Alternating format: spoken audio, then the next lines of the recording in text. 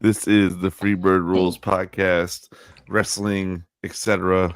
Whatever we want to talk about. But today, there's a lot of wrestling to talk about. So, we got John Cena shit. We got Roman Reigns shit. We got CM Punk shit. We got Tiffany Stratton shit. Forgot to introduce yourself, bro. Oh, I'm Nick.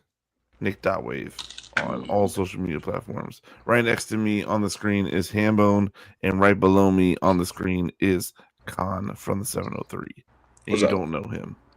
You don't know him. Just in case. Do not. All right. Just in case you guys can't read inside parentheses, you don't know him. You never will know him. He's just a man who enjoys cheesecake. Florida boy, what's going on? What up, man? He said, "What up, you sexy What up, humans?" Are we sexy humans? Is that? I think I am. Can we talk about that? I mean, no offense to neither of you. I didn't mean it that way. I just want to know, like, if Hambo thinks he's a sexy human. Hold on, real quick. You know what was funny? I didn't take offense to it when you said it until you said no offense. So now it's on my mind. Yeah, so it seems almost like you would take offense to it if we said it. I didn't mean it that way. I just, for whatever reason, when you asked that question, I only thought about myself for the minute. I was like, I am. You're supposed to. You know, I think this is a very attractive podcast, personally.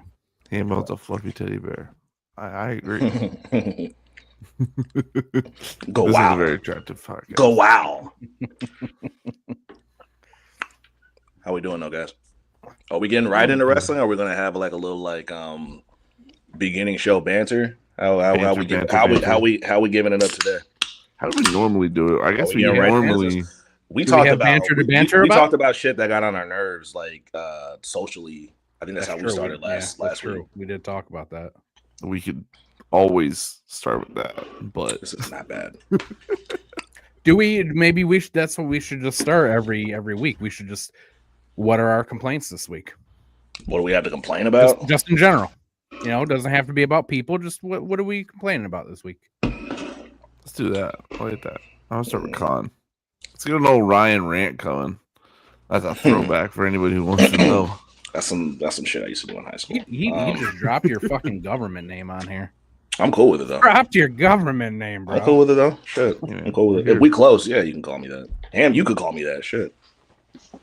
None of you can call him that though. You guys don't know him, so that's Con. All can call me that shit. But I can say Ryan. We've had that conversation. Well, me and Sheila have, where I'm like, if we close, yeah, you can call me Ryan. But like, if you just met me, don't get comfortable and think you can call me Ryan.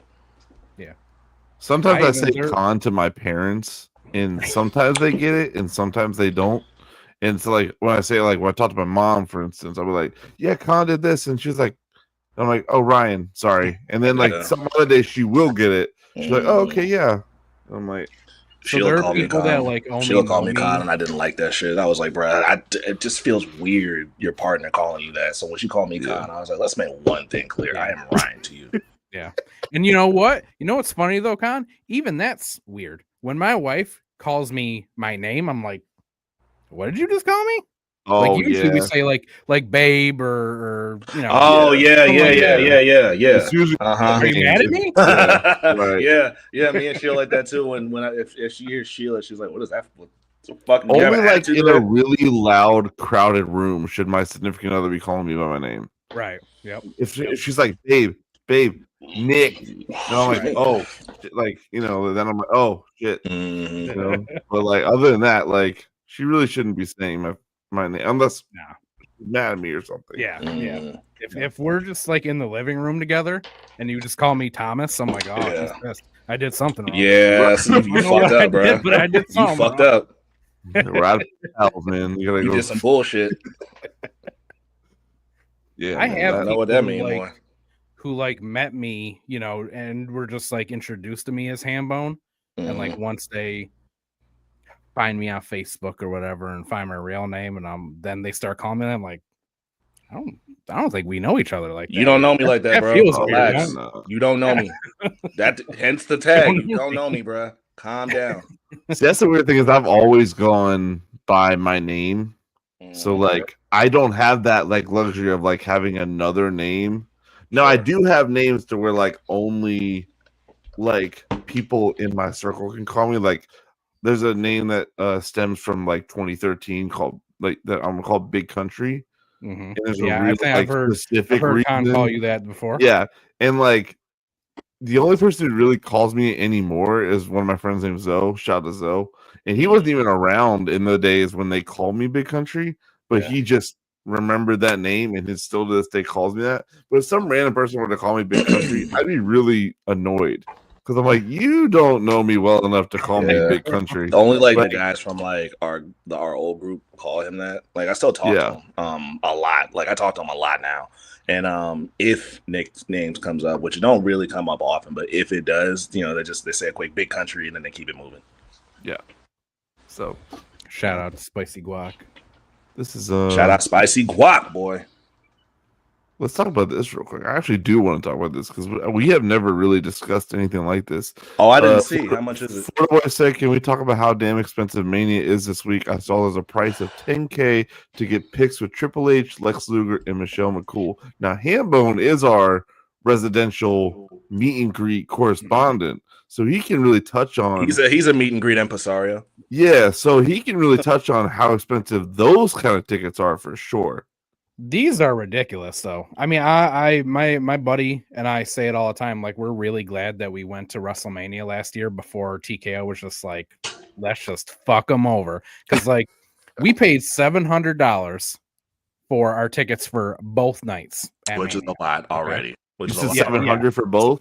Yeah, so about 300 each night. You know, 350 each night. Mm-hmm. You know. And that to me, that's acceptable for a show like WrestleMania. But now, those tickets now this year probably $1,000 at the least. Stop. And the most that I paid for meet and greets at WrestleMania were like $200, and that was for the VIP ones, right? So who exactly? If I'm sorry to cut you off, but like, who did you pay for? So I paid for Bianca Belair, Bailey. God damn, dude. Jey Uso, Becky Lynch, and LA Knight. So that's a good. I was about to say for that's a good roster. Yeah. For that, but then now we're getting. What did he say? Yeah. So there's like some $10K to get picks with the. Well, that's the Hall of Fame lineup, isn't it? Bro, well, there's some kind of breakfast or something that they're setting up where you can have breakfast or something with Triple H, and it's like $10,000 for a ticket. I think that might be what he's talking about. The fact that that's even like an option is weird, but also like, okay, I don't understand paying for that, but so Florida boy, I want to ask you, who did you pay $500 each? Is that your WrestleMania tickets? I'm assuming.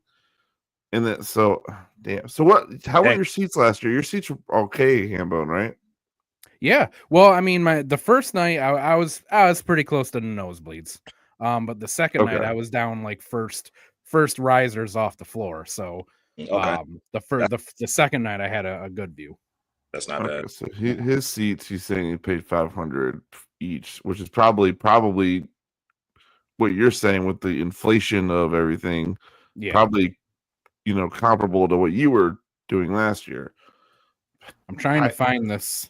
That's why I'm not.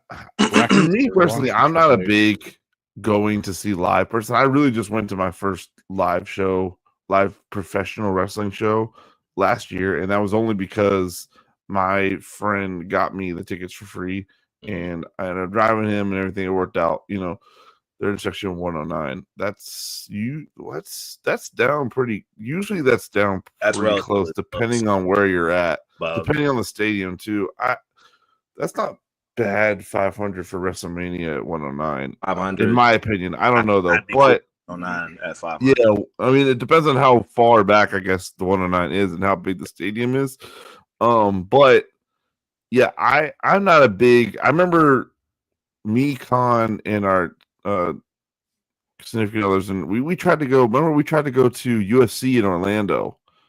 Remember, we were gonna attempt to do it. And Kevin, what's his name, bro? The fighter, Kevin Holland.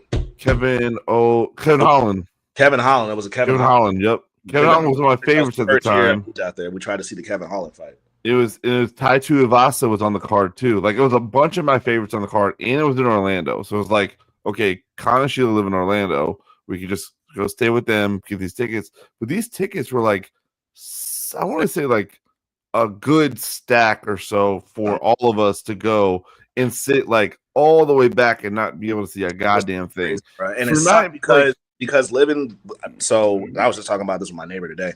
So me and Sheila, we live in like, technically we do live in Davenport, but it's right next to Orlando. You know what I mean? It's like 30, 45 minutes. And y'all know how it is, like when you live in a spot where like you're like, oh, I live here, and they're like, what? And you're just like, all right, I live in like fucking Orlando. You know what I mean? So it's like that. I mean, when I say we live like right next to Orlando, I mean like the next exit over. You know what I mean? One exit is like Disney, and then the next is Orlando.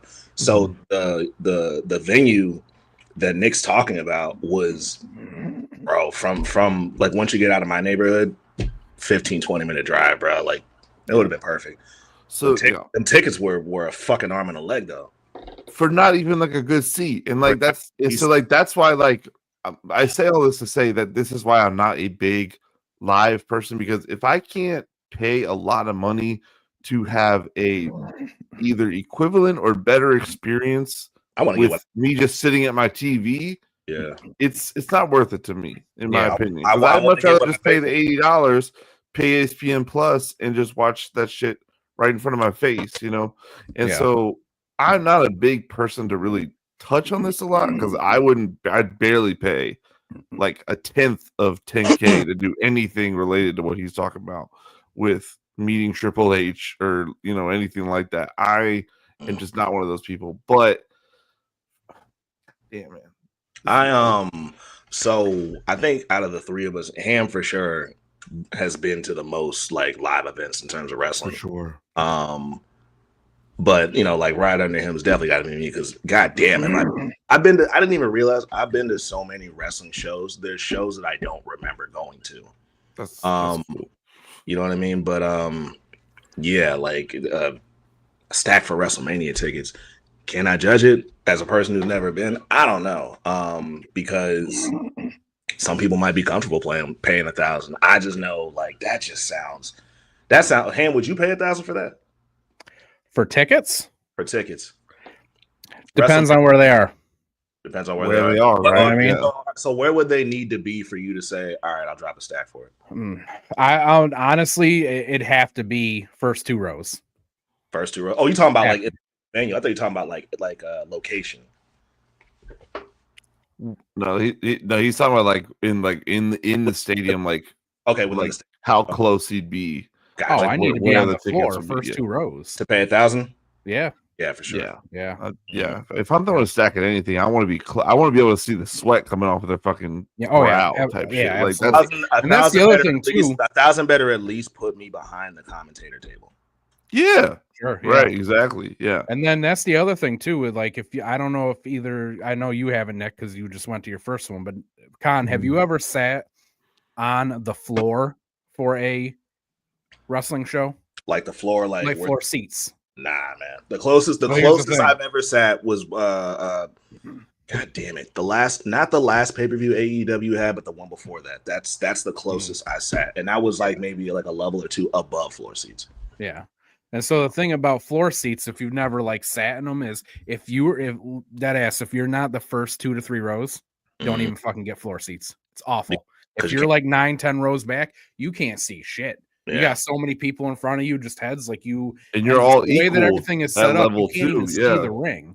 Yeah, the minute someone stands up, your whole shit's fucked too, because you're there because everyone on the floor is at an equal level.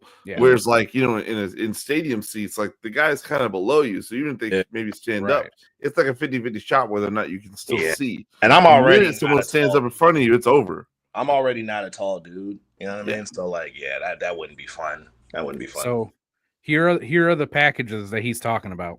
There's 2 of them. There's the Icon package and the Legend package. The Icon package, you get row 2 to 3 seating, Hall of Fame stage access with a podium photo op, a private meet and greet with Triple H, Michelle McCool, and Lex Luger, a premium gift, a dedicated priority pass entrance, and professional on-location, on-site support staff that is $8,500 per person. Now then, they have the Legend, which is front row camera side seating, Hall of Fame stage access, the meet and greet with Triple H, Michelle McCool, and Lex Luger, the gift, all the other stuff, but this one you get front row camera side seating, $99.50. I'm gonna keep it a bean, bro. I'm gonna keep it a bean. Just the meet and greet alone, right? Y'all gonna have to spice it up a little bit more. I'm not sold on it. Yeah, I'm not paying. I know it's the Hall of Fame class, but just like if I had to pay that much, and you telling me I get to meet like Triple H, cool. Sure. Lex Luger and Michelle McCool, though. Come on, yeah, bro. I'm all right. And I'll be honest with you. I'm not paying that much to meet Triple H. I'm not. Would I? This is like for almost 10 grand, bro. For just Triple H, would I? Probably not. Yeah. Nah, dude. Yeah, that's the most that I have paid for a meet and greet was $400, and that was for Shawn Michaels. And that's your guy. And that's my guy. Your that's like absolute like A1. Like there is no one above him. Hold on. I'm gonna throw out some names, Ham, and you tell me the highest you'll go for a meet and greet with them. Right? I'm gonna tell you. Met a lot of wrestlers though, so if you met them already, let me know, and I'll throw another name out there. Okay. Mm-hmm. Off the top of my head, off the dome. You ready? Yep. Osprey. How much you paying? The highest you'll go for Osprey. I'd pay $150 for Osprey. 150? Mm-hmm. Really? That's not bad. Mm-hmm. That's not bad.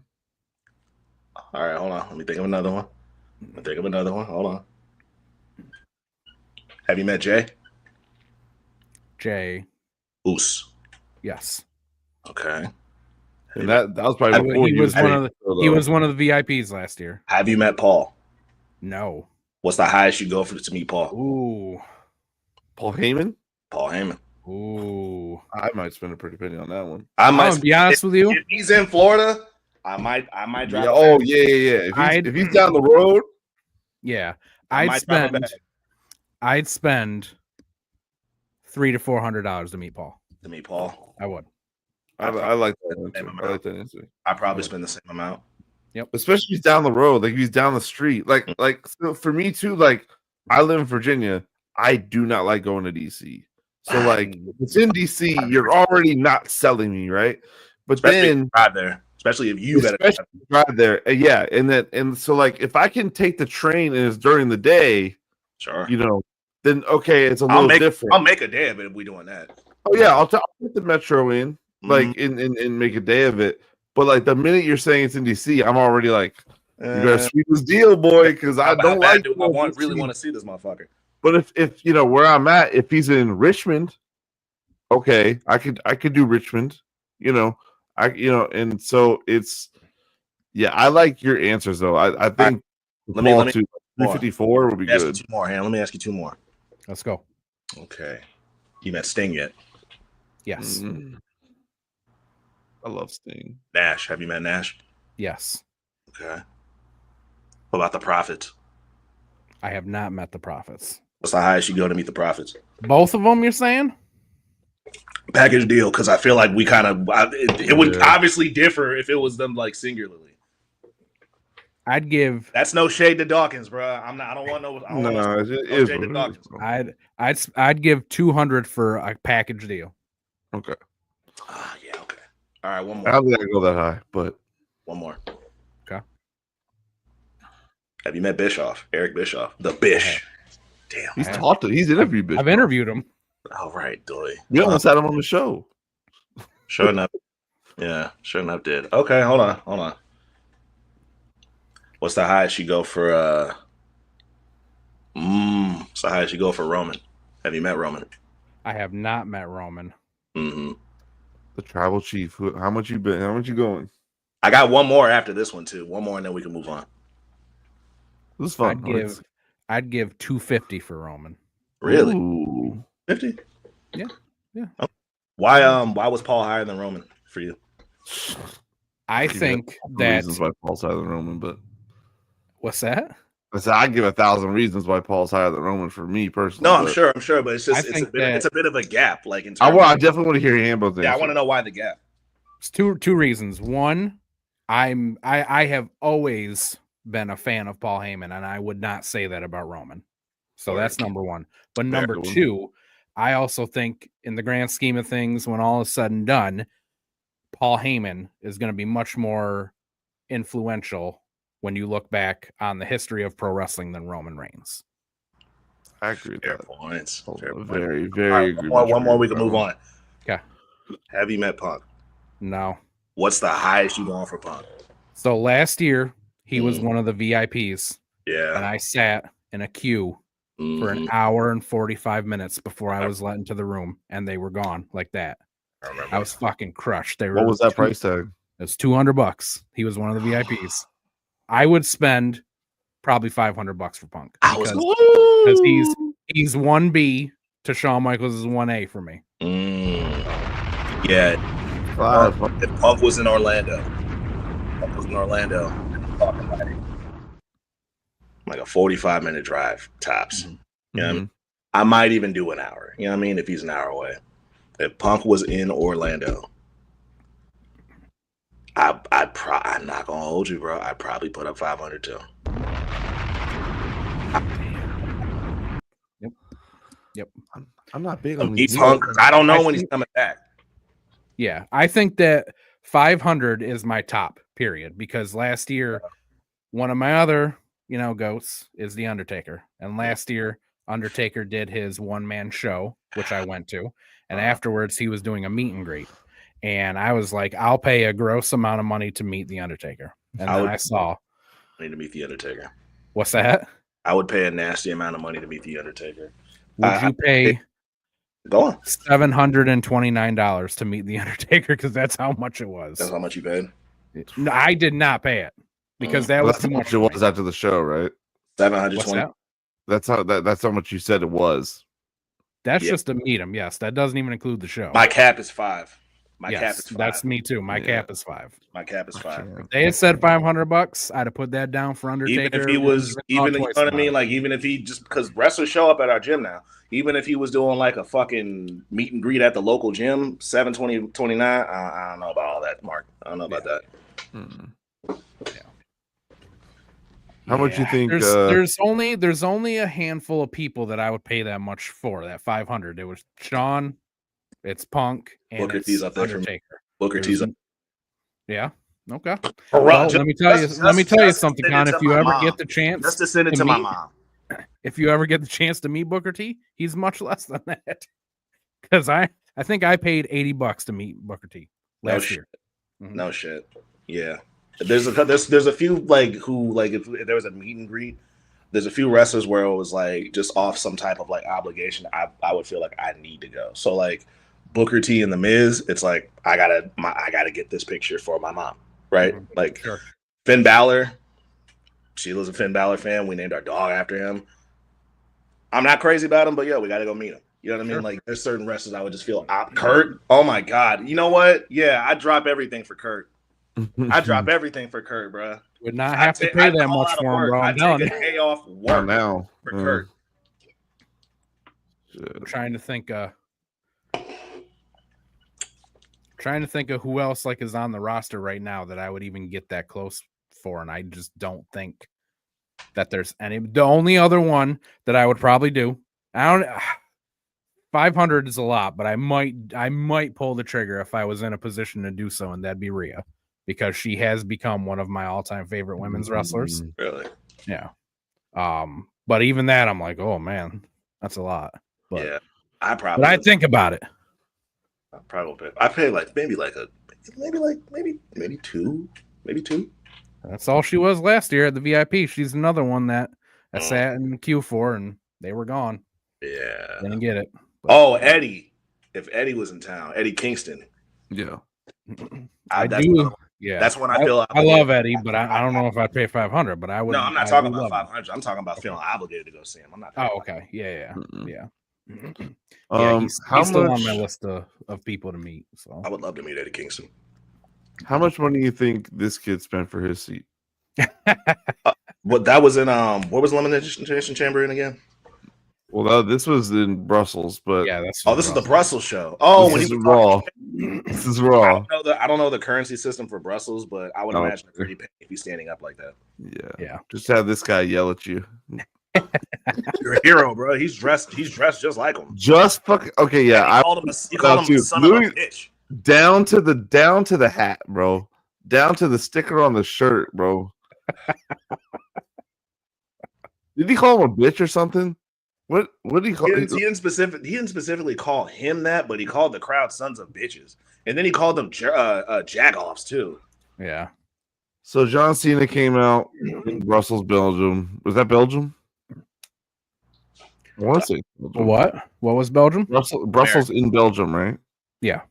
Okay, yeah. So he came out in Belgium and gave us his after Elimination Chamber. Hey, he let us have it. He let the fans have it, boy. And boy, first of all, he broke up with all of us, which was I didn't even know we were a thing, an item. Which is, I mean, pretty crazy too, because like he follows us, you know. He does follow. Wow, he do. Oh, you know what? Yeah, maybe he unfollowed us that day. You think he unfollowed us? If he unfollowed us, I'm gonna look right now. By the way, for people who are watching, we're not even bullshitting. I'm not joking at all. John Cena follows this podcast on social media. Hold on. If he unfollowed us, he really broke up with us. I wasn't hurt by the promo, but if he unfollowed us, I ain't gonna lie. If he for real unfollowed the podcast, I might take that like dead ass personal. Hold on, bro. That'd be the real heel turn for me. Yeah, you know, I would. No, he still follows us. He still follows us, bro. Right. That might for real get under my skin. Hold on, I'll show everybody just so they can see it. He definitely no cap. It's hard to see, but no cap. That definitely says John Cena. He follows it. But yeah, dude. This man, I forgot that he followed us, so we were kind of an item. At least we were. I don't know about his relationship with everybody else, but I mean, he definitely looked right into the screen and said, "I'm breaking up with you." Mm-hmm. I want to know that kid that they got the shot of. Nick, go back to that kid. Yeah, I want to know what the next day of school was like for him. Man, he can't go to school, bro. Yeah, he can't go to school. I don't know what Belgian schools are like. I know what American schools are like. The way the camera is just sitting there on him, they made him look like an asshole. They were waiting for him too. They were waiting. I mean, honestly, if I was this kid's parents, I wouldn't send him to school anyway because he was probably depressed as fuck the next day. No, he gets a week. Cena, his hero ran him down. There is no question. This kid is a John Cena fan. There's no question. No. Right? Now, imagine you that kid, right? Imagine you that kid. And you're not hip to kids fucking they live and die by the shit if they're into wrestling. Mm-hmm. You come there expecting to see your hero, and he do that. Right in front of you, bro. And then there's a big stupid fucking professional camera right in front of your big dopey face to get your reaction as he's fucking eviscerating you on this microphone. Don't even know your name. Didn't even know your name. Never got your name when he was doing that. And here's another thing, bro. What if Cena saw him and looked him dead in the eyes when he said that shit? He did. He pointed at him. Oh, that's why they showed him. They said even this kid right here, and they cut right to this shot right here. Oh man, dude, how are you supposed to go to school and rise above that much hate? Now listen. I just sent to the group text, Nick. I don't know if you can put it up. If Cena, you should put it up right now. If you can. Cena is for real about this heel shit, right? Because part of me thinks that he probably pulled the kid backstage and was like, "Hey, if he was really about that heel shit, never interacted with the kid, didn't even call him backstage, got on his bus and went home because he got the fuck up out of there after he cut that promo. Yeah, he got the fuck up out of there. And they have been showing like videos of him meeting like fans afterwards, and he's been nice to them and taking photos and all. Lean into that heel shit. Fuck them kids, man. Fuck them. Yeah. Fuck them. Like how are you supposed to like you've been telling this kid, hustle, loyalty, respect, and rise above hate and stuff like that. But then you do this to him on live television That's a mind fuck. And like, you're not supposed to make it harder for the kid. Like, you're supposed to be, you know what I mean? Like, he came out and told that kid, "Give up." Yeah, literally. Not never give up. He told that kid to eat. Just do it. Just give up now. He told a bunch of little kids to eat shit. This is wild. So, bro. What did you guys think about the promo itself? Because I made it clear that I was not a huge fan of the promo. My favorite part. Why? I don't remember you saying that, but tell me why, because I want to know what you thought. I did not like that a near 50-year-old millionaire came out and cut a "you people" promo on us, and that was his heel turn. I did this because you were mean to me. I thought that was funny when he said that they bullied him. I thought that was really funny. Yeah. My favorite part of it was when he said, "I'm not," because I thought that this was smart. That's what happened. That's what he said right there. He came out and he said, "Fuck them kids." That picture's crazy.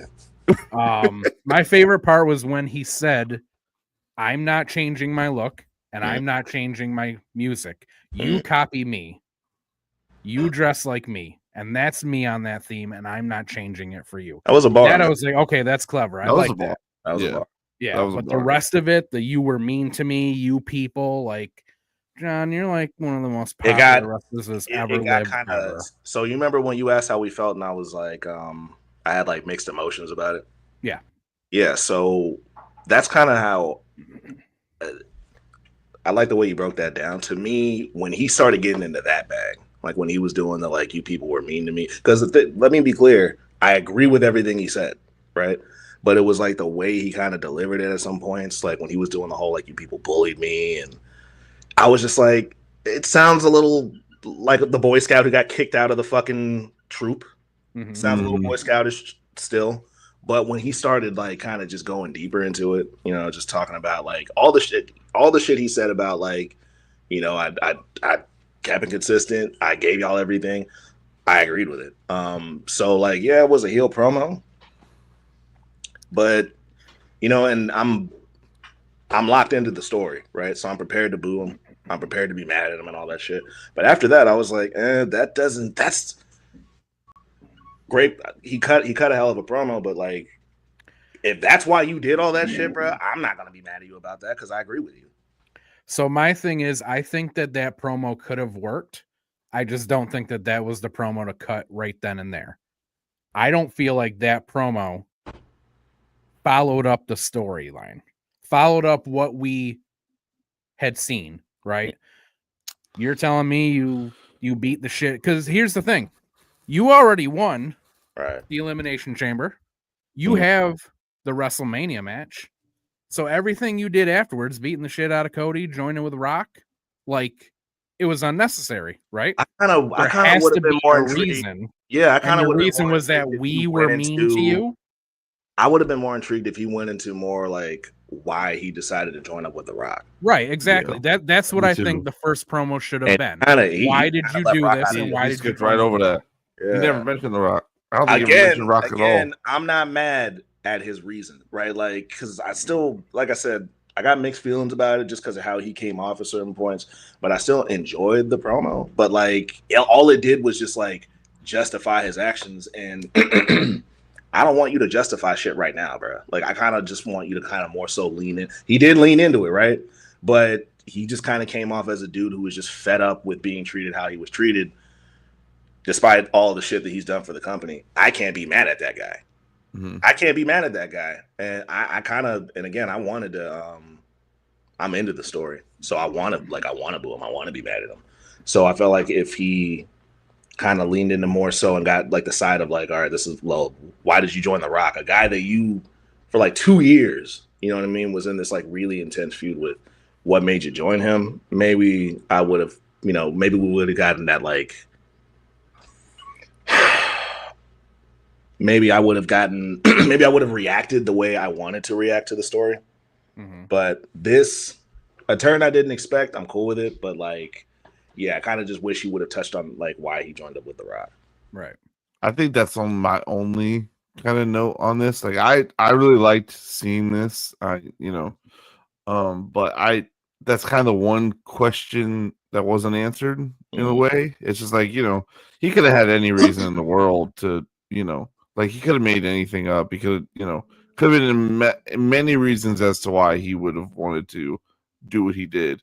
But specifically joining The Rock is like, there's got to be like a particular reason why you did that, because it's turning heel is one thing, but joining with The Rock is a completely different thing. That's another part of it, because it's like if he didn't let's like eliminate let's take away all the shit that happened in Elimination Chamber, right? Yeah. But like he still turned heel. Yeah. Okay, but like that doesn't explain The Rock shit. Like, cool. Yeah. Right. This promo works so much better. You take away all that stuff at Elimination Chamber, this promo works great. 100. If you didn't join The Rock, this promo was amazing. Right. What does all this have to do with the shit that you did at Elimination Chamber? Right. Yeah. Like, what does it have to do with The Rock shit? I'm not mad at what we got, but yeah, it was just like I would have probably saw you more of an asshole if you got into what made you decide to piece it up with Dwayne like that. Because this doesn't make me mad at you.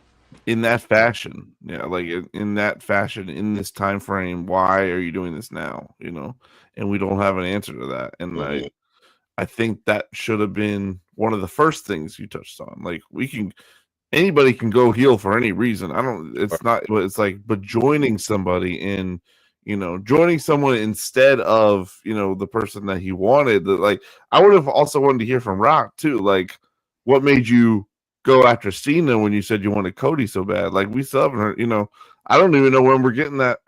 Have they announced when Rock is going to come back to TV at all? If they did, I haven't heard anything. I haven't heard anything about Rock coming back to TV. So it's like, that's another whole thing. It's like, why did Rock choose Cena too? Like, I want to know both sides. Like, why does Rock want to team up with Cena, and why does Cena want to team up with Rock? Why do either of you want to be cool besides just because you guys are two goats? Like, it really could have been pretty easy too. You could have just been, why'd I do it? Well, because you chose, you've already chosen Cody over me. Right. I don't hear any Cody sucks chants, something like that. Right. Like, all right, I kind of get where you're going there. Okay. And then, like, well, I know this is wrestling and we're not supposed to think this deeply about it, but like, what if Cody had said yes? Did we get a super group? Because clearly Cena was already in on this. Right. Even though they were going to fight each other. There's no way Cena would have joined if Cena had said yes, right? It's like, is that what was going to happen? That's what I'm saying. Because like clearly Cena and Rock had talked already, right? Right. So what if Cody had said yes too? Yeah. Then what? Now we got all three of them and Travis Scott hanging around. I mean, is that what was going to happen? I don't know. What a super group. I think ultimately, that was the more important question. It's like, why someone turns heel really isn't a big deal, but why someone decides to join forces with these two people? Why are you joining forces at this time? I think that is the bigger question, and we don't have that answer. Yeah, and I think that's probably the only takeaway I would, the only note I really have on everything else was cool though. I really liked him leaning into it. I really liked him literally breaking up with us. Like, I thought that was really. I enjoyed the name calling. Yes, I enjoyed the name calling. Yeah. And like calling out the people who don't like him, but also calling out the people who love him. Like, I thought that was really smart. You got it. It's like I don't care about the people who say I suck. I want to talk about the people who are literally in my t-shirt right now. Like, here's why you suck. You know what I mean? Like, you know what I'm saying? Like, this is why you suck. Like, you also suck too, and you behind him. Like, you know what I'm saying? Like, that kid's never gonna forget that. No, dude. What if he stopped watching wrestling because of this? What if he's never done a wrestling thing ever again? Stops? What if that's where the dream died? Bro, imagine paying this much for a ticket and then being called out like this. I'd never go back. Oh man! While your dad's standing behind you in a John Cena hoodie, most likely his dad, right? Yeah. Oh, bro, I would resent my father for the rest of my life. You know how much therapy I would need after that night. Oof, we're on Twitch. It would take a lot of convincing. This motherfucker said this shit to me on national television, and you didn't say nothing. You didn't say. It would take a lot of convincing. It would take a lot of convincing for me to believe my dad that he didn't set this up. Like, you brought me all the way to the front row just to have John Cena make fun of me when I was a kid. Fuck you. We're never speaking again. I couldn't look my old man in the eye anymore.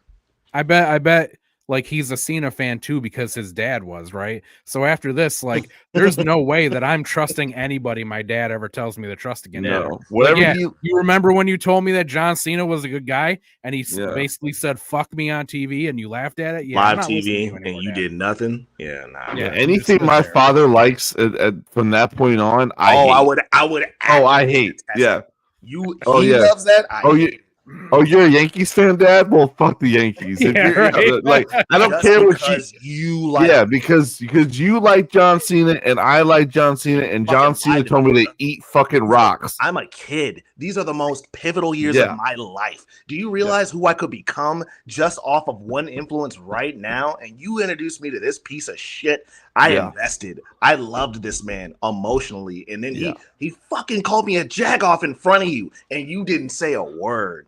Yeah, you didn't even try to jump over that barrier and try to fight for my. I will not say your name in my graduation speech. I will omit you. No, graduation speech, bro. Yeah, I will never forget that. Yeah, I will be successful in spite of you, Dad. Look at us getting because of this moment. Look at us getting off daddy issues. Go fishing together. Well, I fucking hate fishing now, Dad, because you like it. You ruined fishing because he likes fishing. That's really funny, dude. Overall, good promo. No, it was. It was really good. Yeah, I liked it. I want to see more of it for sure. I want to be a little more elaborated. When's his next appearance? Did they say? There's a calendar somewhere, like literally, like there's like here's all the dates John Cena is going to be at, and like I don't remember where I keep seeing it at, like on Instagram randomly, but like I would assume we're going to see him within the next couple of weeks. He's got to be showing up a lot before WrestleMania. Florida Boy saying tomorrow. Florida Boy said tomorrow? He said tomorrow. Shit. Okay. I'm there. If we get in tomorrow, where are they at tomorrow? Are they're still doing the Europe tour? That's a good question. I know they're in London on Friday for SmackDown, but I don't know about tomorrow. Shit. I'm there. Is there a way to look that up? I might be able to look that up. What's tomorrow's date? 3/24? Mm-hmm. Let's see if I can find it. Glasgow, Scotland. Glasgow, yep. So it's actually going to be on at 4:00 Eastern. So I gotta watch it again. Man, I'm there. Yeah, no, me too. I'm there, man. I'm there, man. To be there again. They got Cena on here on this e-wrestling news. Yeah, he'll be there. He'll be there next week in London too, in Raw as well. So he'll be there next 3 times, and he should be. He's got to promote this WrestleMania shit. So, yeah. Especially if he's gonna fucking win the whole thing. Gotta sell. Speaking of sell, were you able to put that? I don't think I had to do much selling. No, the GIF wasn't working for some reason. I'm kind of glad it didn't. Yeah, this is the most tame photo I could find of this because I did not want to like really re-trigger anybody.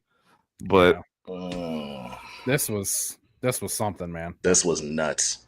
I was not expecting what we got. You know what the crazy part is, bro? He did this all for the love of the game. Yes, he did. I'm not even making a joke. He genuinely did this for the love of the game. This is 100% his idea. Yeah, there's no absolutely else. Nobody else suggested. You know, Cope didn't want to do it. There's no way. Didn't really want to do it. I'd bet money that he fucking made that. He purchased that's Cope's nails thing. Himself. That's Cope's thing. I thought that was Cope's thing. That's Cope's, like he's had that for a while, at least in AEW. I don't know if he did in WWE, but he's had that. I saw. He's had that bat for a minute. Yeah, I don't know, but yeah, I've seen Cope with that for a hot minute. I was laying in bed. My wife and I were laying in bed when this spot happened, and I didn't think too much of it. And like it was stuck in him like this, and I'm like, oh, that sucks. He'll stand up. It'll fall out. He stood up, and it did not fall out. It was in him, bro.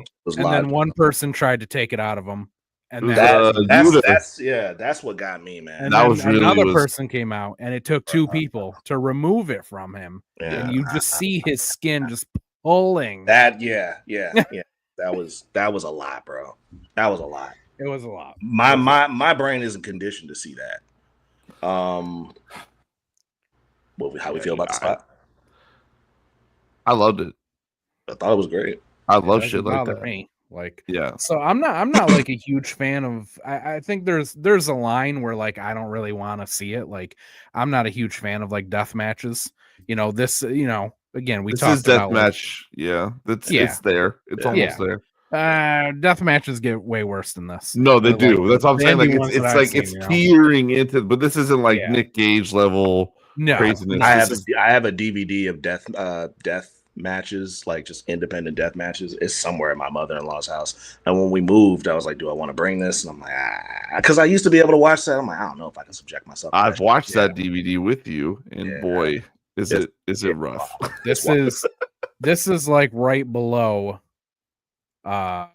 Hangman's drinking Swerve's blood to me. Almost too far for me. But here's the thing. Even if it was too far for me, I wouldn't go online and fucking complain about it because other people would have enjoyed it. I'm seeing the lamest takes about this shit, man. I'm going to turn my head around real quick too, because the people who were complaining about it, I bet fucking loved a certain company back in the 90s that a lot of other people said would go too far too. Right. So what's the problem now? Oh, hold on, friend. What's the problem now with it? Hold on, friend. Let me match you, friend. Oh, this whole thing. this whole thing. Yeah. Just lying around. Yeah. No, we're Yeah, man. So so fucking relax, you fucking complainers. It's just tip like, oh, this has gone too far. Like I'm seeing dumb shit like is the network okay with this? I'm seeing shit like Tony Khan approved this. You don't give a fuck about that, bro. Knock it off. You don't care about that. Like, yeah. I saw someone be like Tony Khan just needs to know when to say no. Like, and I saw that. You fucking think that's what happened? Bro, this show was supposed to be the alternative to WWE. This was supposed to be a show that when you go there, you're going to see things that you're not going to see on WWE television. This comes with it, and they've never shied away from this. Like, this isn't something new. There's a couple months ago, Mox got his ear bitten off, and no one said a word about that, but he got his ear bitten off on national television. This is how they've been giving it up. It's the same thing we've been saying, but it's just people who just WWE is more their bag who are saying shit like come on, man, knock it off. Like y'all love this death wrestling shit. Y'all love that shit. Y'all love ECW. Nobody complained when fucking Punk went upside Drew McIntyre's head with a fucking toolbox. Nobody complained. You just don't like it when that AEW logo is on the turnbuckle back there. Yep. That's the only thing. That's the only reason why anyone's bitching about this spot. People bitched and complained for a decade about wanting an alternative. Yep. Somebody came along and gave you an alternative, and you all went, "No, not like that." Well, come on, man. Well, what do you mean then? Because this is the alternative. This is the difference. I don't know what to tell you. It's a mainstream alternative, and this is the type of shit that they do when they're the ones that are on TV, man. Like, I don't want to hear that whole like, "Oh, this is too far." Like, cut it out, dude. Cut it out.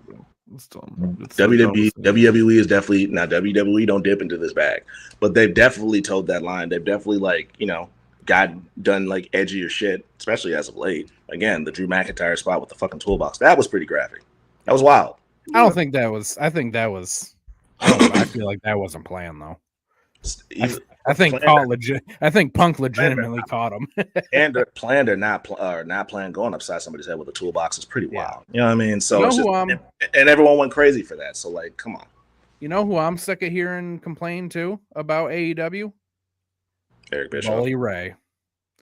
Shut your fucking mouth, bro. Hold on, what did he say about this spot too? And it's like, didn't you used to like? Wait, what did he say about it? Because I didn't hear tables that were on fire, and you're complaining about. Shut Bully up, Ray complained about this. I didn't hear his take. I heard like LaGreca's and Nick Nemeth say they loved it. I never heard Bully's take. What did he say? I gotta find it again. I don't remember the exact wordage. Did he tweet it?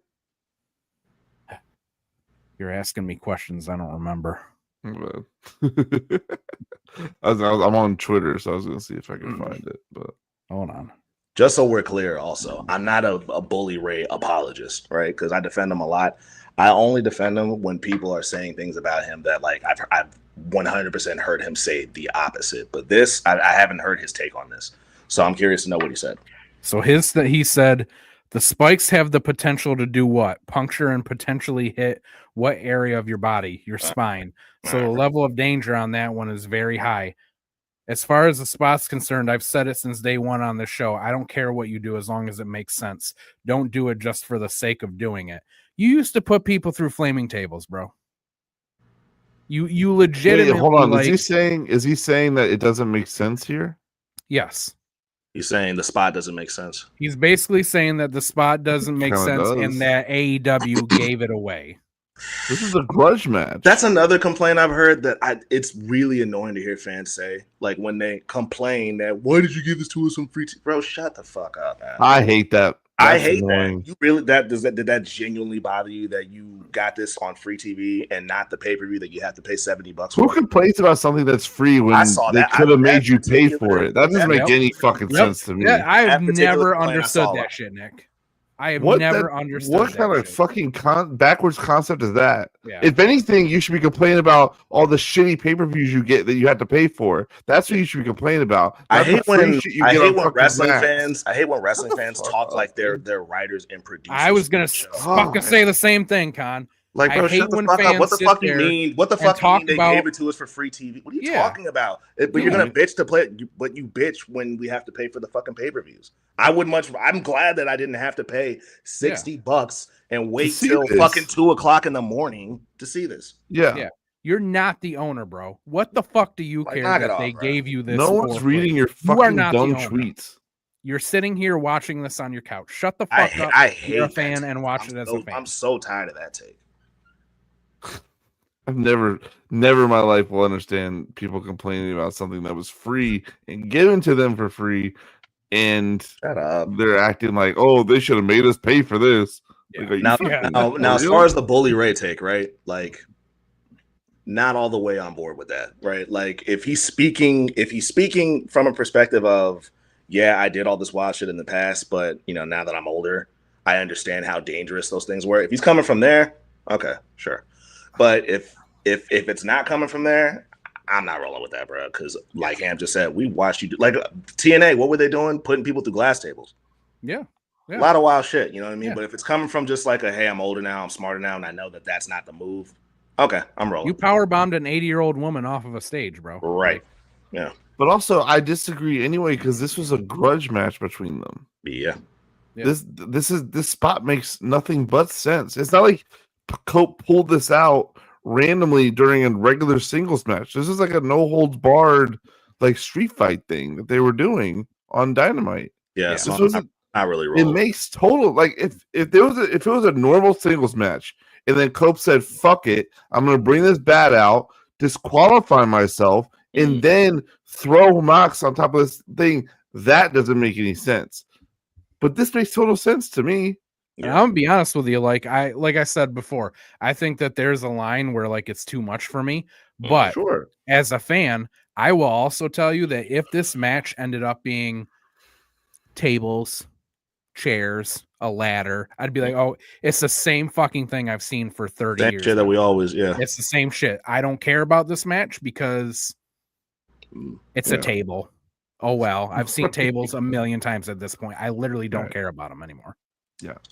People still love tables though, don't they? They do, bro. Every time there's a no holds bar, they're yelling for tables still. I don't understand the obsession with tables.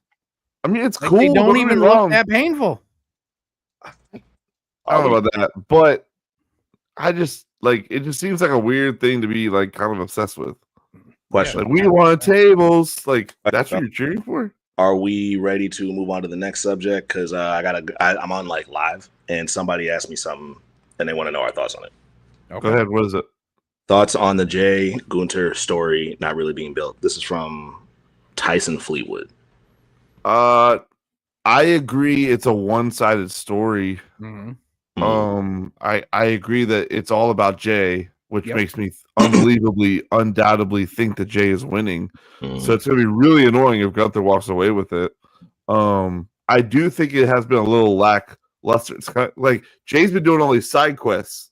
Mm-hmm. He's really not been paying attention to Gunther. So I do agree a little. Yeah, I do agree that it hasn't really been built up. But I mean, I don't know if the story really goes past the fact that Jay is just trying to win a title. I don't think there's any sort of like personal thing with them two. So like, I'm not a writer, so I'm not going to be like, oh, this is how they should do it. But it's like, to me, the story is already there, and now they have to kill time. I feel like they should have maybe taken a little more time for Jay to make a decision. I'm going to ask y'all a question. Good. Be 100% honest, because I heard this take earlier this week, right? And when I thought about it, I agreed with it, and I just been thinking about that. Anytime Jay's name has come up since I heard this take, I have not gotten it off my mind. Do y'all think that past his entrance, Jay Uso, I don't know how to say it without sounding like kind of ignorant. Ham, I feel like you kind of know what I'm getting at. I think I know what you're getting at too. I know what you're getting at. Okay. You're basically saying like, does he have more than just an entrance? Is it all hype? Do y'all? Is it all? I think. I don't want to say it. I don't want to say it like that. I don't want to say it. Yeah, but I mean, that kind of is the question in a way, almost, because it's like, is it? Because like it's kind of what they used to say about MJF until they greatly proved him. Oh, he proved everyone wrong. They were always like, is it just because he's good on the mic that everyone loves him? Mm-hmm. It's the same thing. Is he just a catchphrase and an entrance? I don't know if that's true, but I think I'm not going to sit here and say he's the greatest wrestler in the world, but I think he's exciting when he's out there. I like watching him wrestle. Yeah, it's not like he may not be doing the most crazy elaborate things in the world. Like it's a lot of fucking super kicks and a lot of the same tag team stuff that he was doing when he was with Jimmy. It's not the arsenal of moves has not changed all that much. And however, if you go that way, you could say that about John Cena. Bro, you can say that about anybody. A lot of people, dude. There's a few people you could say that about that were still, able to get over with the fans. But that was just when I heard that, I was like, damn, is he? I just want that's why I don't like that take personally, because I mean, really, like LA Knight could be a really good example of that, in my opinion, too. Yeah. Like, is he just and just everyone yells because they like his entrance? Like, is that all he is? It's like you could really do that with a lot of people, and I really don't like that, because like at the end of the day, it's a show. It's entertainment. It's supposed to be this big thing. So like, does everyone have to be the greatest wrestler of all time to be my favorite wrestler or somebody I really enjoy watching? I don't agree with that. Yeah. Like, not in professional wrestling. But I don't agree with that at all. I'm a football guy. You do have to be one of the best football players in order to get me to like you. I don't care about your the way how you celebrate and stuff like that when you get in the end zone. But when it comes to professional wrestling, it's all about if you're entertaining me or not. Right. And Jey Uso is fucking entertaining, especially right now. So you won me over. I'm not. I used to hate that yeet shit. Probably still does, and he loves. I still do. The yeet word is annoying, but but he himself, I like him. Yeah, it's what I'm saying. Like, and he won you over. After something you literally did not like at all. So it's like that to me is the definition of entertaining. Yeah, I'm not like some huge fan of Jay, like when it comes in the ring. I think that as a tag team with Jimmy, him and them together put on great tag team matches, especially with other teams that were better than them or whatever, right? Yeah. You take Jimmy away, you take away that tag team element, Jay's still basically doing the same thing, and it's a lot harder for that to be exciting when you're talking about just purely in-ring stuff, right? So when it comes to the in-ring, no, I'm not that interested in Jay. Do I think that he's just a catchphrase and an entrance? Yes. But here's the thing. In my opinion, there are three things that make a wrestler good, right? And as long as you have two of them, you're good. If you have all three, you're great. But if you have two of them, you're good, right? You need to be good in the ring. You need to have charisma, and you need to be able to get over on the mic, right? Connect with you somebody. Got two of those things, you're good. And guess what? Jay's got two of those things. He has connected with fans on the mic with a catchphrase. It doesn't matter if it's just a catchphrase. People like it, and they're into it, and they like doing it. I love that shit. And he's just got a natural charisma that, like you said, Con, has made it so that he has been able to connect with the fans. And guess what? That's all you fucking need. It's working for him. You don't have to have all three things to be a great wrestler. It's working for him. So exactly. I'm not some huge Jay fan or anything like that, but I can say that when he wins, like, I'm gonna enjoy that moment because I know his story, and I didn't think when they broke them up that this was going to work for them as singles, and it has worked for Jay. Yeah. So for him to get that payoff for getting over when I really didn't think it was going to happen, like, that's an accomplishment to me. Seriously. So that's like good enough to me. Because that was my biggest thing with Jay, and it was so loud when we watched his match with Jimmy at Mania. Because it made me, it was just like watching that. I was like, God damn, like, are we wrong about these two?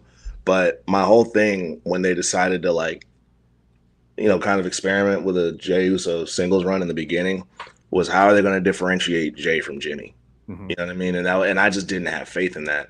But within the past, I want to say everything after WrestleMania 40. Nah. Maybe when he won the US title is when it was like, all right, like now I can tell the difference between Jay and Jimmy. Like, even like at this point, you put them right next to each other because they've done a good job in like making Jimmy a singles wrestler now too, especially like what's going on right now. If you put them side by side and don't put their names up, I know who's who. And that was what I was worried about when they first decided to pull the trigger on a singles run for the both of them. So that was good enough for me right there. It was like, all right, I know the difference now. I love when Jay brings that up too. Every now and then he'll slip that in the promo. Like, you know who's who now. You know who's who now. You know which twin is who now. Yeah. I think the Bloodline story did a lot for that too, because like I think like I don't think it did as good of a job as like kind of when the time frame that you're saying, Con. But like I think the Bloodline story made us pay a lot more attention to those two guys, even though they were like one of the best tag teams. It was just as much as you didn't know them, but like they played real characters in that story to the point where they look exactly alike, but it doesn't matter because Jay is Jay and Jimmy is Jimmy, and Jay reacts this way to this situation and Jimmy reacts this way to the situation. So I think the Bloodline story did a great deal of groundwork on that. But this last year, maybe maybe 8 months, has really solidified that these two people are very different. Yeah, I agree.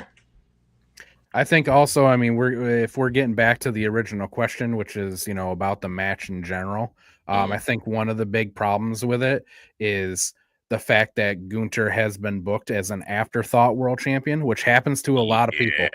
Happens to a lot of guys. It does. He felt like more of a big deal as Intercontinental champion than he has world champion. He's barely even on TV every week as world champion. Forget that he's the world champion. This is his second run as world champion, is it not? No, this is his first. It's still on the first? Yeah. It's still on the first. That's not good. I was gonna shoot him bail and be like, this is kind of a second run and don't really matter. But I don't know how you can, because I could not tell you the last 3 guys he defended that championship against. I couldn't even tell you that. Yeah. I think the last person he defeated was Axiom. Before that, I believe it was Akira Tozawa. For the world championship? I can't remember if the matches Tozawa did have a championship. They were both on just either. I remember the Tozawa match. Yeah. He beat Axiom in Spain on SmackDown. And then on Raw that same week, he had beaten Akira Tozawa. Jesus Christ. Yeah, you see what I mean? Like, yeah. Who would have thought They those are would be not the two booking him names like either? he's a strong world champion. He's not on TV every week. No. He's just kind of beating very low card guys.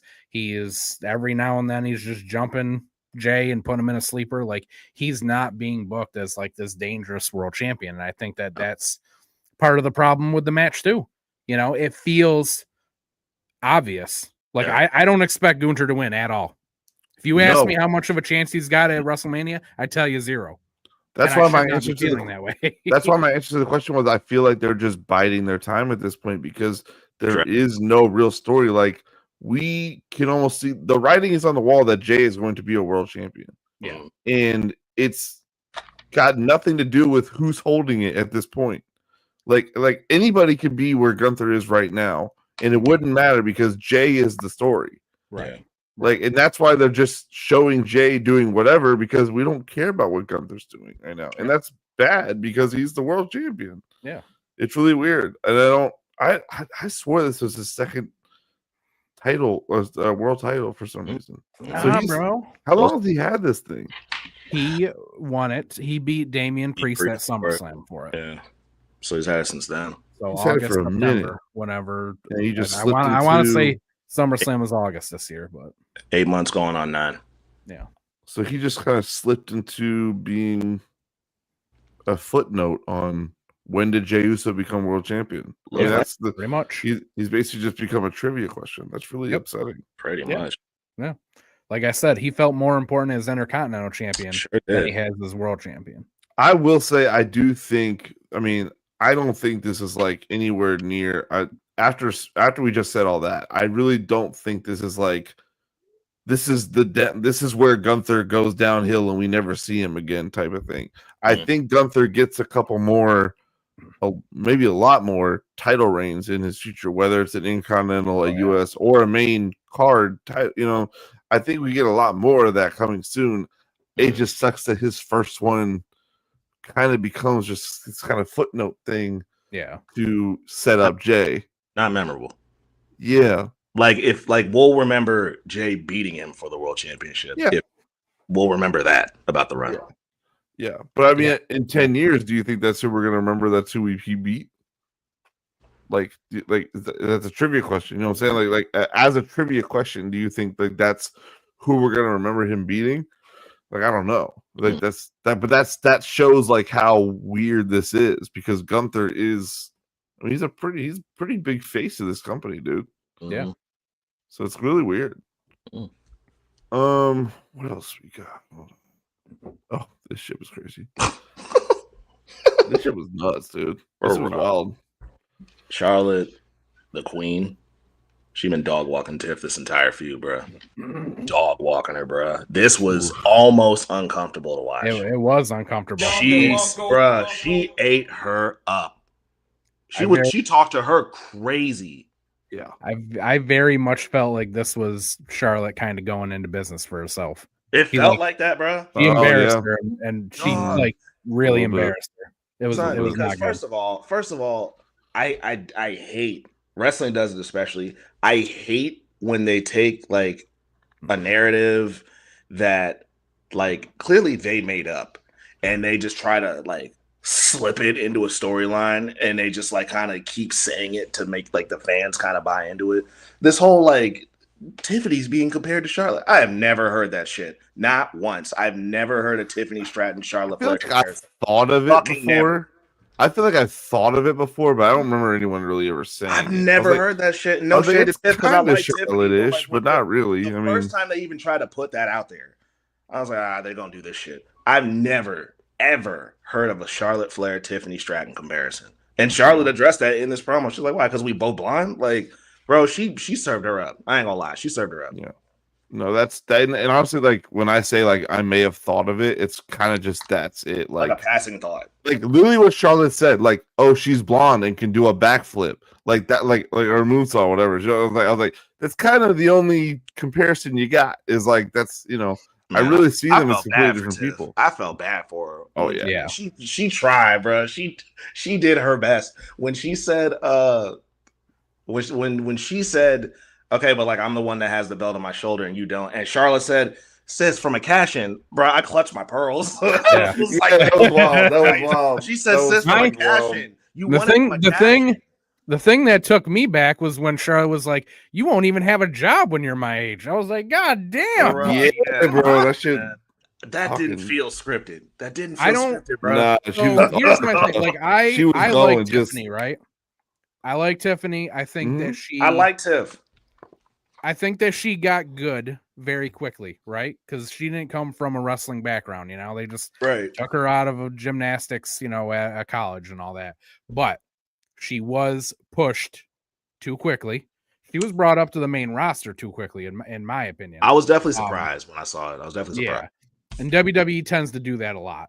Yeah. And it was pretty clear here that Tiffy is very much used to the WWE style of we're going to plan everything that we say in this promo, because you could tell that once Charlotte started going off script and just saying shit, Tiffy was lost. She just stopped talking at that one point. Yeah, man. Because she didn't know what to say, because she's not used to being put in that position where, you need to come up with something on the spot. She whooped her ass on that mic, bro. Whooped her ass. That's why the way, bro, she set the tone when Tiff started talking, and she said, "First off, the queen go first." I'm like, shit. Yeah. Shit. That was nuts. That was nuts. Yeah. That was. I personally, I hated this because I don't think that it's good for the match. You know what I mean? Like Charlotte made her look really bad, like purposefully. This isn't the first week she's done that too. That's the thing. This is like week 3 of her serving her up on the mic. Yeah. Yeah. This isn't it's not like a full blown burials. Almost like tough burying her, but all the burial, because everyone loves using that fucking word. She started digging.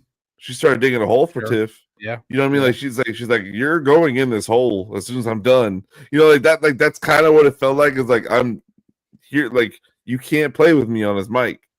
This felt like when Cena was talking to Theory.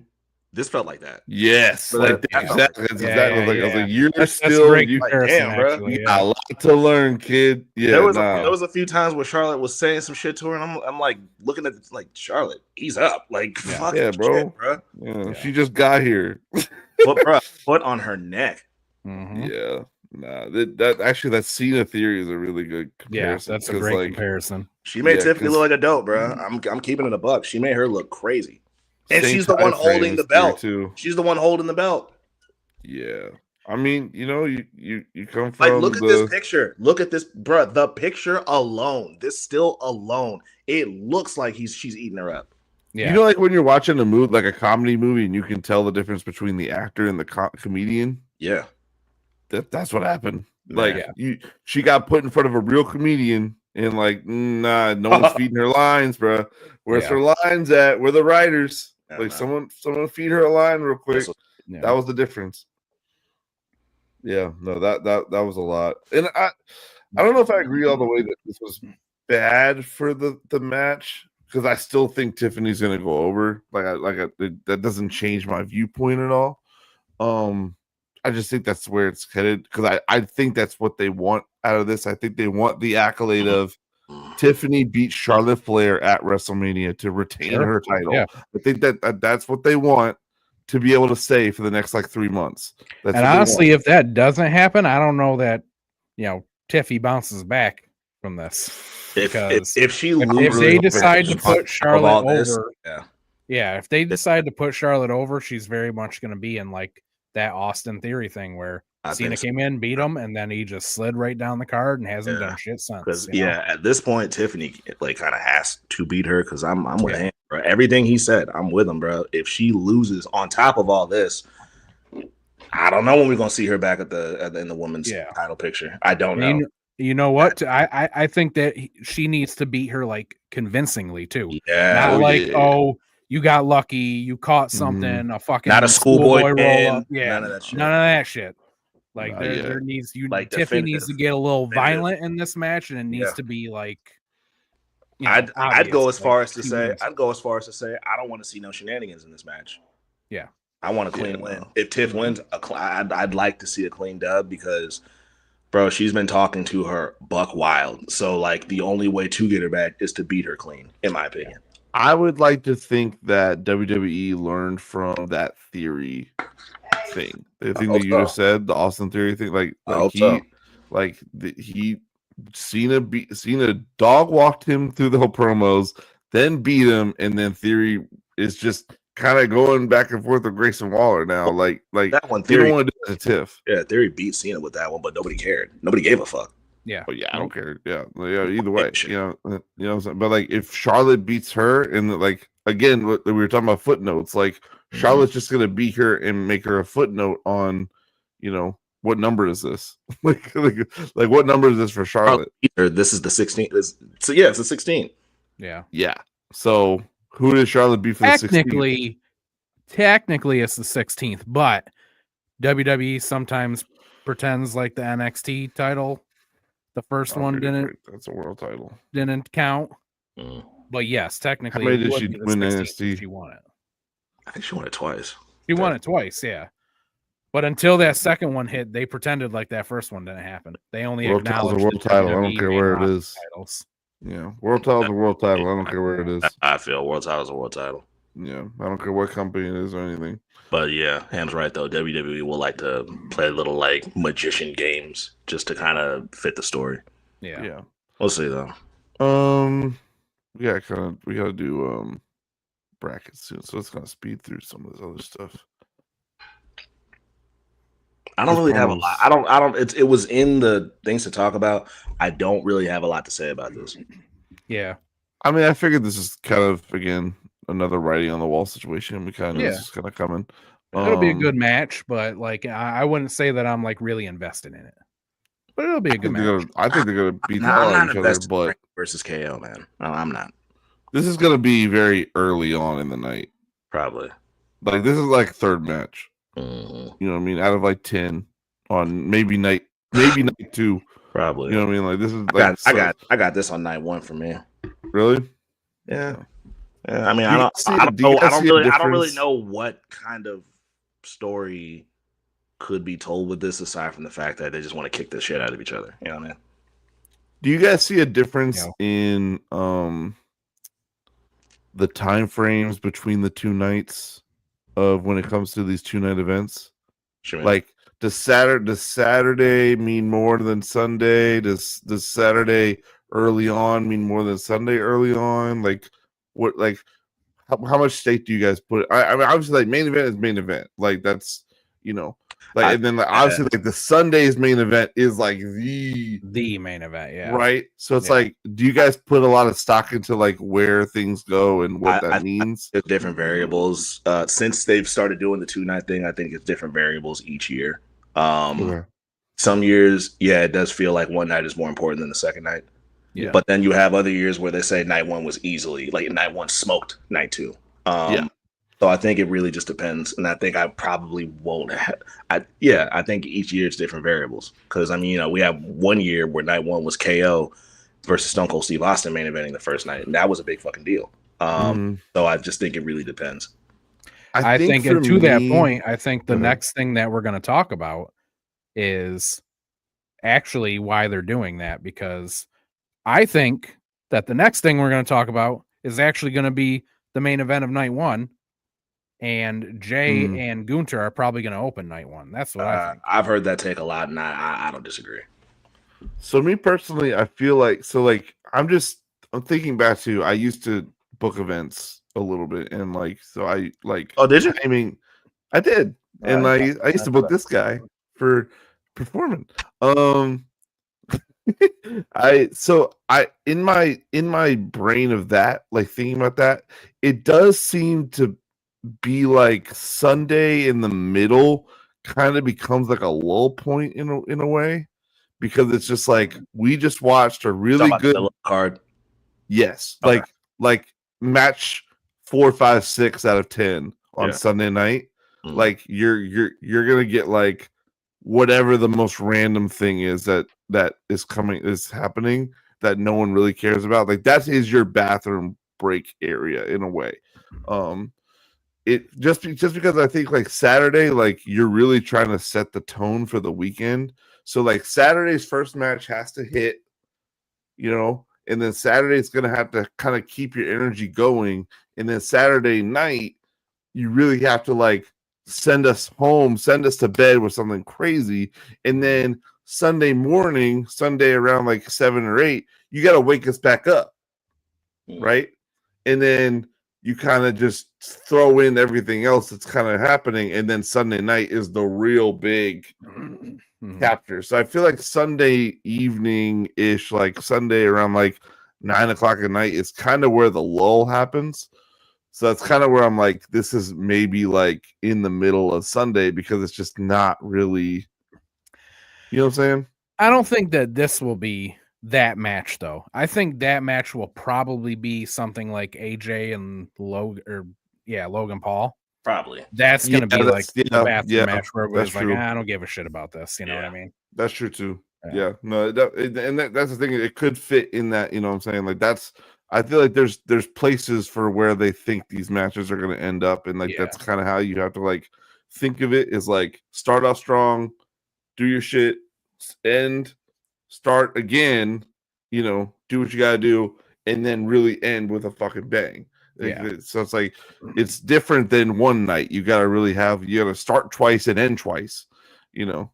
And then I'm going to say, in my opinion, I think first night one, Jay and Gunter open, and then the main event of night one is going to be Nick. Drum roll, please. That's the main event of night one right there. And then I think night two, we're going to get the opening match will be Rhea, Bianca, and Io. Mm-hmm. And then we'll get Cody and Cena in the main event. Yeah, probably. But yeah, this is definitely going to be the main event of night one. Yeah. Like this match already feels bigger than Jay and Gunter does. It just does. Just because of the names in it, you know? Yeah. I know you're so like, is this WWE's like half-ass attempt at giving Punk his WrestleMania main event? I don't think it's half-ass. I think it is. I didn't take it as that. Yeah, I didn't think it's half-ass. Okay. Why do you think it's half-ass? I didn't think. I think Punk's idea of a WrestleMania main event was always like a one-on-one for the world title. I mean, yes. I'm sure he thinks of it. It's like, that's like, okay, this isn't what I wanted, but this is what I'm gonna get, because how many more WrestleManias does CM Punk actually have in his career? You know, right? Yeah, and where he could be a main event talent, we don't know. So it's like, if this is what I can get at my age, at this stage of my career, gotta take what you can get. Take what I can get, and luckily for me, it's against Roman Reigns and Seth Rollins. I'm gonna be honest, bro. There's no way we really know, but like if we're all like guessing, I feel like he's more than on board with this. Yeah, sure. That's what I think too. I feel like I saw a theory too that somebody says, what if Paul turns on both of them and joins Seth and helps him win? I did see that theory. I thought that was interesting. I would be disgusted. Me too. I'd be disgusted as well. But what a fucking wild way for that to go. I would be sick to my stomach. Yeah, that would really get to me if he did that. Like more than the Cena heel turn, that would really get a visceral reaction out of me. Yeah, I remember going to bed angry when Cody lost to Roman at 39. I remember being me too. Sick. Went to bed angry. Oh yeah, I would go to bed angry. I was if blown, that would bro. happen, bro. The wise man, the architect, side by side. I don't want to, because I hate Seth Rollins. I don't hate him, but I can't stand Seth Rollins, bro. Can't fucking stand him. And so to see Paul stand next to him, but man, wouldn't it make sense though? Like Seth has always been the one to turn. You know what I mean? He's starting. What if? Stop. What if? I'm getting upset. God, I don't want to see that. Oh my God. I'm gonna be honest with you, Con. I want it to happen because I want to talk to you about it the week after. I can't. I want to get on the podcast and I want you to react take to it. That week off. I can just hear Con cutting a fucking promo. I wouldn't cut a promo the week after. I wouldn't cut a promo, bro. I would just sit in angry silence. I might need Sheila to like record your reaction like after Like just like the whole match. I need a camera on you. I'm gonna need.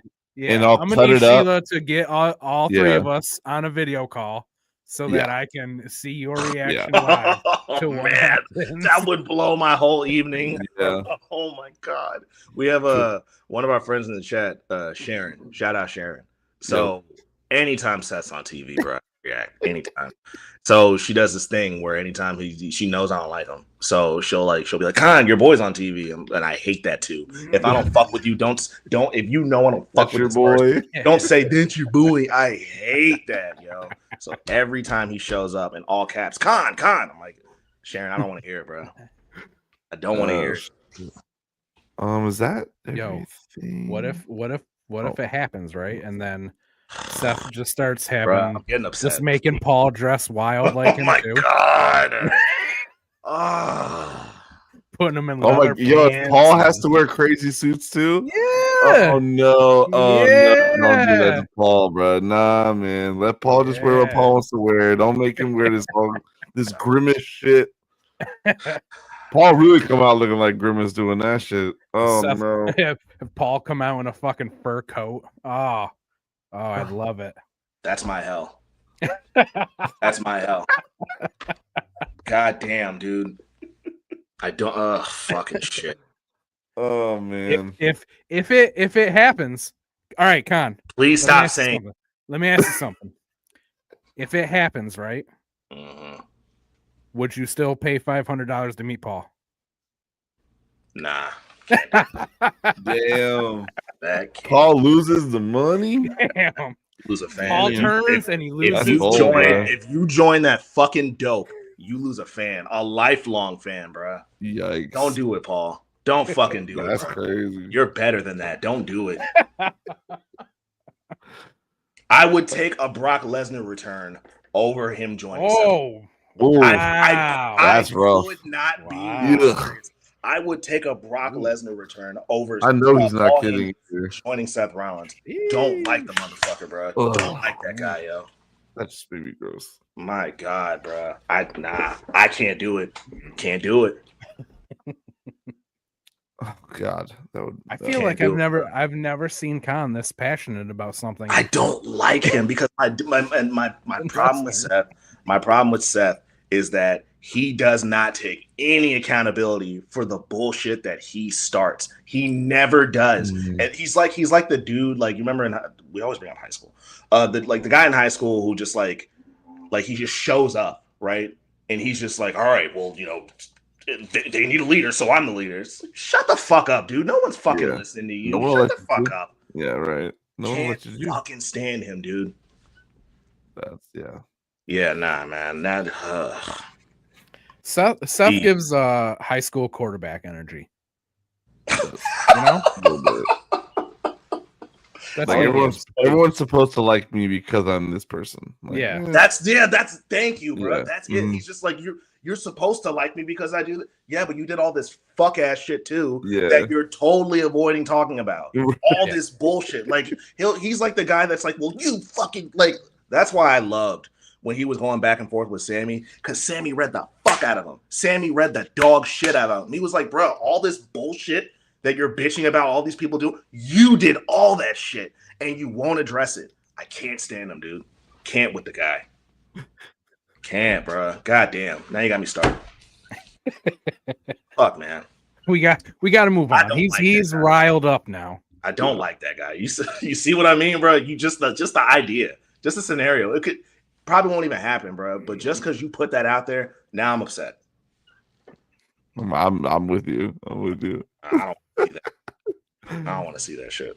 Let's finish our show off with our bracket, and I believe we should be able to get through everything. Finishing this. The winner is announced tonight. We got 8 more people left. Yeah, we should be able to get all the way down. But the way I set it up, if what I did works out correctly, it should work. So let's hope it does. Let's start with Seth Rollins and Damian Priest. I feel like this is unfair after the conversation we just had to ask Khan to choose here. Khan, you go first. Can you put it aside? For this, yeah, I'm picking Seth. It's just more details, more. I'm not gonna say more elaborate, but there's more details in it, so it's grabbing my attention more. I probably say the same thing. I really love this Damian Priest look. But again, I think us as a whole, as a podcast, we kind of tend to go more for the superhero, supervillain look. That's kind of where this is at. Is just like super villain. That looks like if they decided to do like I think they are. I hope not. Let's say that, I don't know, they decided to do a live action Powerpuff Girl like TV show. Again, I've heard that they are, and it looks terrible. But if they were to decide to do that and it was with somebody, I don't know, better than who's writing it right now, yeah, that could probably, like, that looks like something that like the character him would probably wear. That's like what him would look like. Absolutely. I'm rocking with Seth. Hate him, but I'm rocking with him. I'm picking Seth too. Yeah. Ham, what would you pick? I think I would go with Seth too. I think that Damian suit is awesome. Like I said, we talked about this before. I love it. I would wear it. I feel like one of the biggest reasons that it stands out though is also because we don't see him wear stuff like this often. Yeah. And for always Seth, some form of all black. Yeah, and then you look at somebody like Seth, who's always wearing wild shit. For him to have something like this that like really stands out, I think that kind of speaks to me a little bit more than the suit. So, in my opinion, too, Seth lately it misses more than he hits too. That's another real thing. Sure. Because I'm not really too big into a lot of what he wears anymore. Yeah. I used to really like it a lot because it was like he's taking a lot of chances and no one was really had that shit on. Yeah, and it was like, but now it's like, bro, you're just throwing things on. It's wild for the sake of being wild. Yeah, and it's just too much sometimes. Yeah. Let's go with the next one. Will and Kenny. Hambone. What say you? I'm going Will Ospreay. Me too. Ooh. Will. I think I'm also going Will, to be honest. I think we're I think with Will for this one, I think it's just the color scheme more so. That's like the first thing that grabs me. Yeah. It pops more. Definitely pops more than what Kenny's got. Yeah. Especially the back. Like the back is hard. Yeah, it is. There's so much fucking detail in it. There's so much happening. I love it. Especially because I didn't even realize this till just now. We're looking at this because like you can see, the birds, you see the ospreys, but I didn't even notice on the back there. It looks like he's got like the billy goat thing on the bottom too. I didn't even see that. Oh, I didn't see that. Oh, I didn't notice that either. Yeah. See, that was he definitely did the Assassin's Creed tribute. Like this is a really good tribute. It was a really good tribute. Yeah, for sure. What is? Oh man, we're unanimous so far. Both are. We usually are pretty on the same page. I feel like we'll be the same page on this one too. We already know. It's Rhea. Con, where you at? I'm a little undecided right now because Rhea's body that we've established how well this is, but like I really like Alexis because I just think I said it last episode. I just think that her fit is a really good blend of what she was doing, the Bray Wyatt stuff, and then it's a good blend of both, and that's the part that I really, really like the most about this fit. Yeah, it's like who she normally is, and then the Bray Wyatt stuff. It's really combined really well. I really like that. So it makes it a little tough because, we've been sitting here praising Rhea shit for a while. So, damn man, can I see Alexa again? Yep. She killed that, bro. Like, damn. Go back to Rhea one more time. Got you. While Khan's thinking about it, I'm gonna go with Rhea, right? And it's close, but the fact that this was like a cast for like her eye or something like that, right? Yeah. She fractured her orbital, and that's the spin she put on it. She turned it into a whole fit. Like that's pretty cool. So that's kind of what edges this decision out for me just a little bit. Is how she took something that like kind of sucks and she turned it into that. So I'll go with Rhea. But I really love that fit. Before Hambone says anything about his choice, I want to thank everyone who is commenting right now because there's a lot of comments. Oh yeah, it's lit tonight. Yeah, everyone's really in our lives. So I really appreciate it. We also do that too, right? But yeah, so that was really cool. That's really cool to see. So I appreciate everybody. Appreciate you. What are you thinking? I'm also going with Rhea. Yeah, right. That's like gas. I mean, I do love Alexa's fit, but I just can't get over this Rhea fit, especially like that go back to the other one, Nick, with just all Rhea stuff. Mm-hmm. That top right photo, like I'm not if I walk into a alley and I see that, I'm turning around. Yeah, very, you know what I mean? Very, like she very just God looks of War, so badass and dangerous, And I can't get over it. I love it. So yeah, Rhea for me. I don't run very much, but when I do, it's because stuff like that is from where I'm running from. Exactly. Yeah. I would have also said Rhea. Again, I think I drafted. No, Alexa Bliss was a buy pick, right? She was one of our buys. Yes. I love the pick for this. I think I love the blend that and I think this is really her. Like, you know what I mean? Like this is really like she'd probably walk around like she'd go to Walmart looking like this. And I like the all black. She don't typically wear all black. Yeah. So it's like, like she would literally just go to the gas station and look just like this. So like I know she's comfortable in wearing, this exact look, but it's just, again, the supervillain arc that we love to put on these fits, man. It's the same shit. So yeah, I would also have gone Rhea. Next one. We're gonna move on after that. I'm not sure. I'm going Jade, Naomi, and Bianca on this one. Okay. Yeah. Why is that? There's kind of voting against the Buzz Lightyear stuff. What's that? You've been voting against the Rascals for the past couple. times we've been talking about them. You don't like the midriff? You said that. That's what it was. What? You don't like the midriff? You weren't a fan of the midriff. I'm not a fan of the midriff. No, but at the same time, you also got to look at it this way, guys. I'm the one who kept this list. I put them on here, so obviously I thought. No, you did. That it deserved to be here, but yeah, I'm going with Jade and Bianca and Naomi.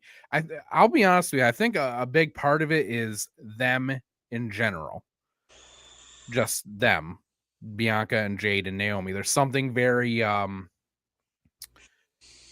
there's just aura here. You know what I mean? Mm-hmm. I'm not feeling that from the Rascals. But I'm feeling that here. This just feels, again, they feel big, they feel powerful, they feel like fucking rock stars here, and that stands out to me more than what the Rascals are wearing. I'm going Rascals. All those things you said are very true, but it's probably because I love Toy Story so much. Yeah. And you're good to say it. Like we just don't see this in wrestling. Maybe I might have seen somebody dress up like Woody, maybe one of the girls, but like this was really cool. This was really creative and it was really unexpected. And anytime I see it, I have to stare at it because just the detail is insane. So I'm going Rascals on that one. Somebody was saying, Con, I don't know if it's actually true or not, but like 2 weeks ago, Jordan Grace was wearing gear that people were saying was a Buzz Lightyear tribute, but it just happened to be like the same colors. Like it was like neon green, white, and purple. There wasn't anything else that really said it was Buzz, so I'm not really sure if it was. But people were saying that it was like a Toy Story thing. If you got this abstract, when it's abstract like that, it's kind of hard to like really be like, oh, that's Buzz Lightyear, like because it's just color scheme, like like it's really hard to determine stuff like that. I don't know if I would take like this is unmistakable. This is fire. Yeah, you know what I'm saying, like that, and that's what's really cool about it is like if you know what this is, which most people I would feel like do, you know how cool this is. So that's kind of what is like the unmistakable factor of this is like this is a Buzz Lightyear tribute. There's no way you can confuse it. Yeah, you're not confusing this with anything else. That's what this is. Right. Damn, it's down to me, ain't it?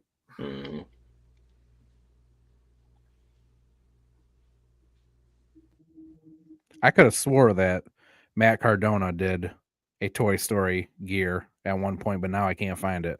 I feel like I've seen like Zelina do like a Woody thing. That's probably who I saw do the Woody thing. You know what I'm saying? I feel like I've seen something like like I've seen something like that. Do I feel like that the tassels with the buttons and the sheriff badge? I feel like I saw cowhide, all that. Yeah, all that. I really wish I remember who did that. You just don't see like a Buzz Lightyear tribute. I don't see that. I don't with anything. I don't see that. I've seen plenty of like Woody cosplay, never Buzz. So that I would love to see more classic Pixar and or DreamWorks like stuff, because that's honestly like the people who are wrestling nowadays are our age, and younger. Yeah. So it's like I would want to see more of stuff like that, like we say on this podcast a lot that like white really pops, and I feel like the jade silver is like kind of the same category. Silver is her bag, and B like silver and like blue and green. She can pull green off really well too, but especially when she has like her hair like a different color, like a silver or whatever it is. I really like this silver and gold.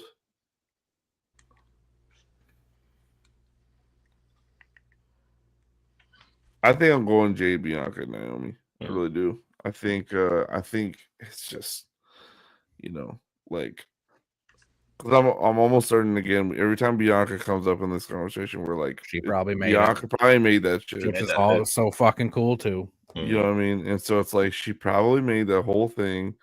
And I've been saying how much I love Naomi's hat. Like it gives Julia Hart vibes, but it's like gold and it's like it's lighting up, it's doing her glow thing. But like I love this thing so much. But I think I'm going Jade, Bianca, and Naomi.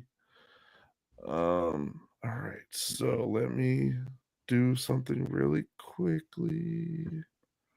Okay, so that means that we got Seth versus Will, and that is here. So what are we thinking? I'm going Seth. I'm going Seth. Whoa. It's a cool photo, bro. It's a cool picture. It is a good that photo right there is like the best picture. That's because I don't like him. Don't mean that when he want to, he put that shit on. That's true. That means that he does not put that. Don't mean that he don't put that shit on. This is one of the times where he put that shit on. He's like 30, like you said, for a minute now, I've seen a lot more misses than hits. Yeah. And this is the Raw Netflix debut. This is it's a hit. Fuck him. Fuck him. It's a hit. It's a hit. Bro, I know how to keep it unbiased, bro. I know how to keep it unbiased. Fuck him. This is a hit though.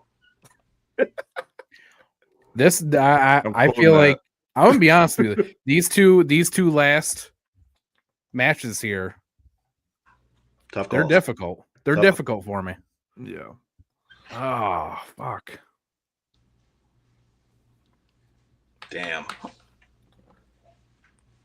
I'll be honest. I'm gonna just make Hambone's life more difficult. I'm going Will. Dirty. Dirty. I think I like the Assassin's Creed with the hood. Actually the back, bro. The back is so cold. y'all. I haven't really said this a lot, but I love hoods. Like, and that comes from my Star Wars like fandom. When a motherfucker got a hood on in Star Wars, like not just a hood, a cowl. They're up, yeah. And a full blown like cowl, like that shit. Like, I love that shit. So like this whole thing, like the hood going over the eyes, like that is so like darkness, like in Sith Lord and whatever it is, mysterious Jedi, whatever you want to call it. And then you add in the fact that it's an Assassin's Creed thing with all the details and like I think it comes down to details between these two. And I think the details when it comes to winning this, the details go with Will. What say you, Ham? I am also gonna go with Will Ospreay. Oh wow! Yeah, I'm gonna go for the same reasons that Nick just said. As much as I like Seth, I mean, I'm pretty sure that I drafted Seth, right? Hey, bro, you don't gotta explain it. I love watching Seth lose. I love watching him lose. I love that. I picked him. I thought you were gonna roll with Seth. I love watching him fail. There's more. There's so much more detail and just more stuff to look at with Will's. I mean, Seth's is cool. I like all the stuff, but it is kind of one note. Yeah. Mm-hmm. So I like Will's more. I'm going with Will. Get him the fuck out of here. Fucking get out of here, Seth. Fucking get out of here, Seth. Yeah. Oh well. Maybe next year. All right, and then we got these guys. Yo, wait, hold on 1 second. Did I draft Seth and Will? No, I think I drafted Will. I didn't draft Will. I drafted Will. He was my second round pick. Okay. Seth I thought for a second that I had all four of them, and I was like, "That's fucking nuts." But no, you have Seth and Jade, Bianca, and Rhea. Holy shit! Yeah, Ham went crazy this year. He went dummy. I'm probably gonna go Jade, Bianca, and Naomi on this one. Whoa, this one's difficult for me too. I might go. I'm probably gonna go with them. You want me to make Hambone's life difficult? You gonna go with Rhea? Yeah. And that's not even like I wasn't even like I'm not just like being a dick. I really am gonna go Rhea on this one. Like because like I really think it's just the mask, dude. The fucking mask. It's hard, man. Let me bring up Rhea's thing again. Yeah, Rhea's fucking 10. Like, oh my god, dude. Again, that top right corner is like, bro. Yeah. If you see me running, it's because that is on the other side. Like, you know what I'm saying? Like, ain't no telling what's happening over there. But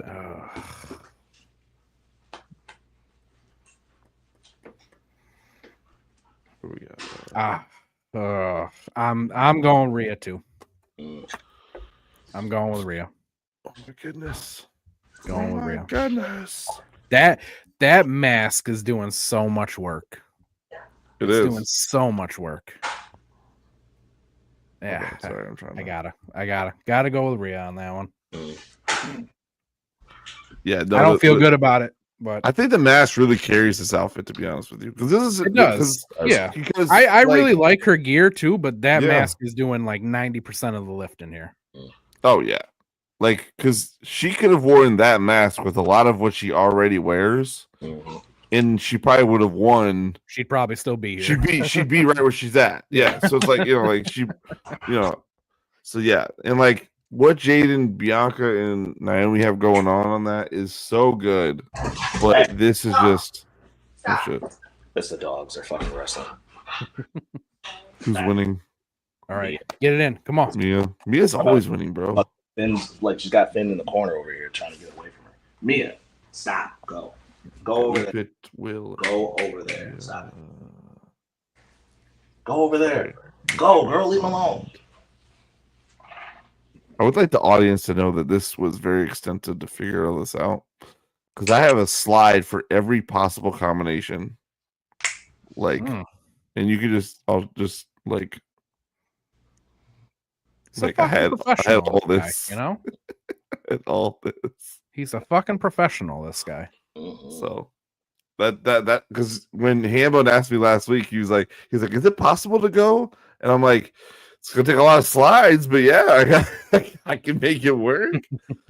I also have like a spreadsheet over here, like telling me which one's which, and like, but so I sat for a good hour and like was like, I'll make this work. It's dedication. It's dedication right there. Producer, my producer hat will forever be fulfilled. We got to get you a producer cowl. Yes, yeah, hood that just says producer right there. Producer actually do that. I want a Freebird Rules hoodie. And then when I pull the hood up, it says producer right there. That'll be hard, bro. We're doing that. I'm figuring that shit out. The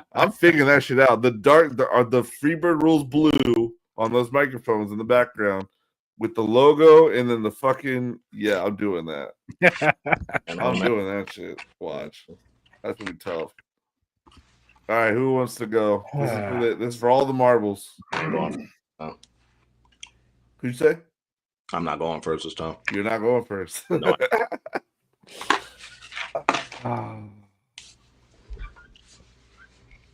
Basically, do you like a mask better or a cowl better? Yeah. Are you like a mask or a jacket better? Are you a mask person or a cowl person? Yeah. What do you like better? This kind of shows like who you are as a fan, as like what fandom do you like best? I'm going to go first. Okay. I'm going to go with Rhea. And here's why.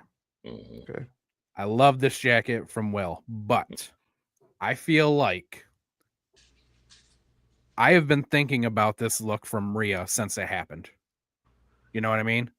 Okay. I feel like that look made more of an impact on me when I first saw it than this jacket from Will. I like that take. So that's why I'm going with Rhea. That's a really good point. Not mad at it. I like that point a lot. Con.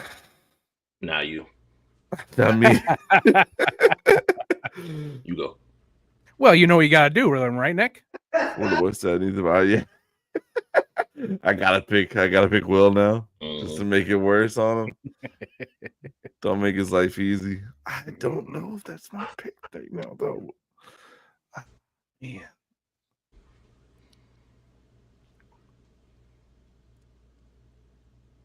Oh, this is like there's like no. Hold on, I need like something like. Break this case down, dude. Like, you know what I mean? Like, I don't know. Like, there's a theory going on. You know what I'm saying? Yeah, there's a theory. Like, you know, like do I go with Rhea because it's more impactful, or do I go with Will because it's, you know what I mean? Like, I'm trying to. This one's hard, bro. This one is hard. I feel like in the 3 years that we have done this is the hardest one. Yeah, no, this the hardest. This definitely like coming down to the wire for this right here is pretty insane. Most stuff.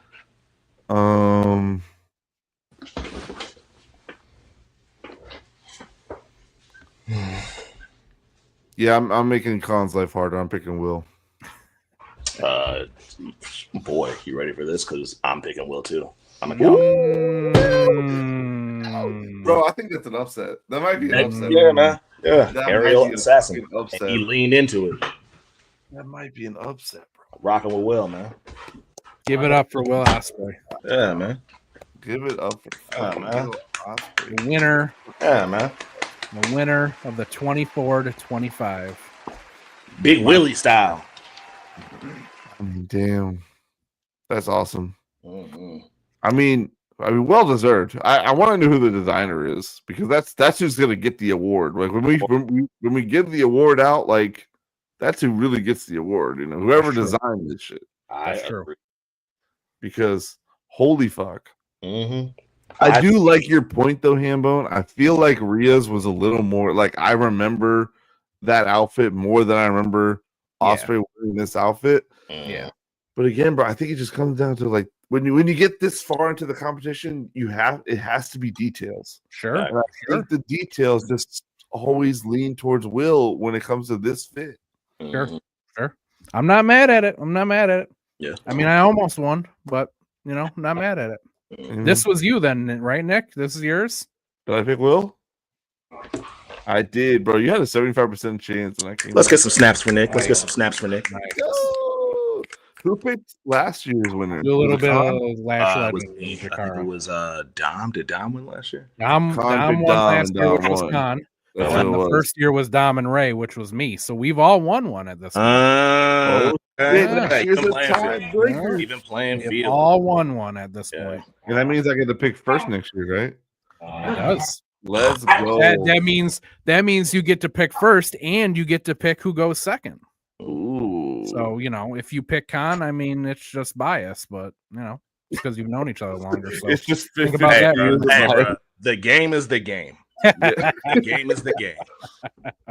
I mean, you could have met me 15 years ago at high school, but you chose not to live in Virginia. I know. So, what I mean? Like, it's not like Khan was just kind of in the right place at the right time. I just happened to be there, bro. Yeah, I could have been anywhere. I just happened to be there. Right? You know what I mean? Wow. Shout out to Will Ospreay. Shout out to Will Ospreay and whoever the fuck made this jacket. Yes, definitely shout out to the designers and the artists. That's the real winner. Assassin's Creed. That's the real winner. For inspiring Will to want to do something like this. AEW, everybody who's in, all that shit. Next week we could do like the show like things that didn't make it type thing. Yeah. I think that'd be fun to if we have some time to do that really quickly. Yeah, definitely. I'm gonna do that next week, but we can discuss them next week and what we think about them. I've already got like 5-6 looks for next year already, so we're like not even a month into me starting to collect. Well, WrestleMania cranks them out every year, dude. I know most picks come from WrestleMania, so and then like, my fault. And WrestleMania and maybe All In, and then the Saudi events really come hard. Yeah, especially for the women. Especially the women. The women, when they go to Saudi Arabia, bro, they go in. So it's like those events, like those really carry March MadDrip for us. So salute to WrestleMania in Saudi Arabia because they're keeping that shit in business. They sure do, boy. This is a good pod, yo. I think we fucking bodied this shout out to everybody again who's in the fucking comments. Yeah, like fucking hanging out with us. Florida boy hung out. Good night, Nick and Con. Yep. Good night, Florida boy. Boy. Spicy Guac was in here.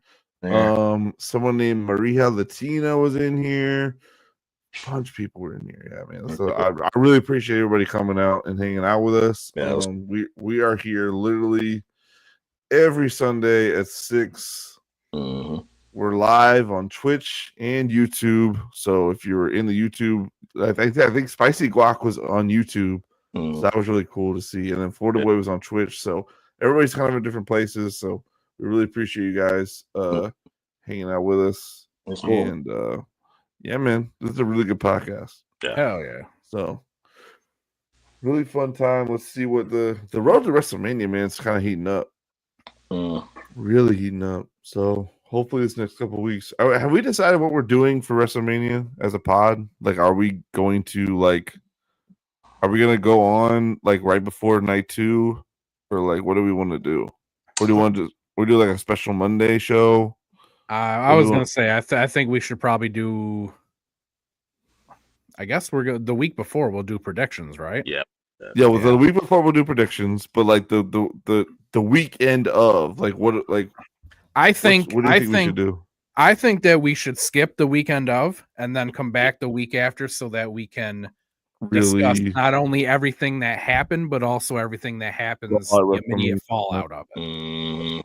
Okay, and also so we can enjoy it and don't feel like we have to rush to get through. That's true too. Yeah. I'm gonna be locked in. Yeah, because then also like after if we take the week off, then we can really get again like the Raw after Mania. Yeah, exactly.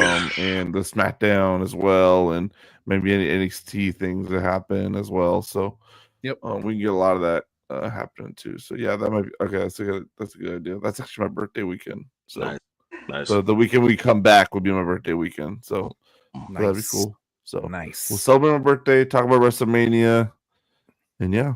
But see us next week, and we'll discuss more shit. Keep it kinky, you fucking marks. Keep it hip hop too, man.